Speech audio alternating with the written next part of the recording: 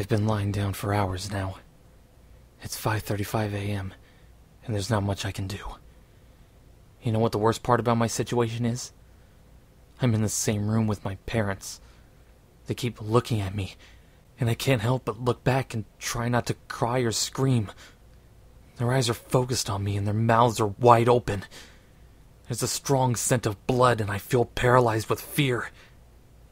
Here's the thing. The second I make any hint that I'm not asleep anymore, I'm completely fucked.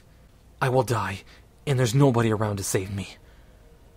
I've been trying to think of a way out, but the only idea I have is to rush for the door and run outside the front door and scream for help, hoping my neighbors can hear me. It's risky, but if I stay here, I'll surely die.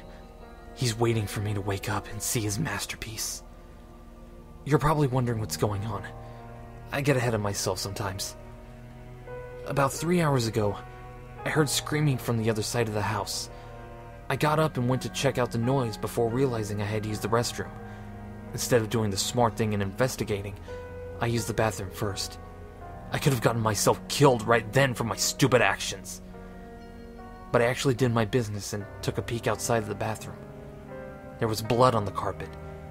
I got very worried and ran back to my room, hiding under my sheets like the pussy I was.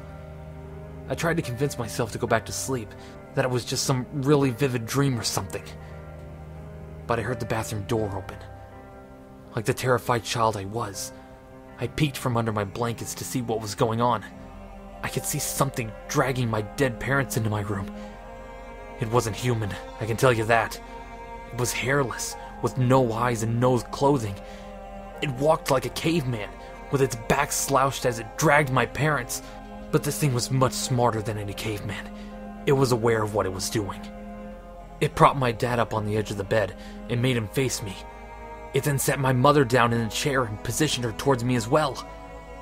It then started rubbing its hands up on the wall, staining them with blood, and then drew a circle with the devil's pentagram on it. This thing had made what it probably would call a masterpiece. To finish it off, it scribbled a message onto the wall that I couldn't read in the darkness. It then positioned itself under my bed, waiting to strike. The scariest thing now, my eyes have adjusted to the darkness since then, and I can read the message on the wall. I don't want to look at it, because it's terrifying to think about it, but I feel I need to see, before I'm killed. I peek at the creature's masterpiece. I know you're awake.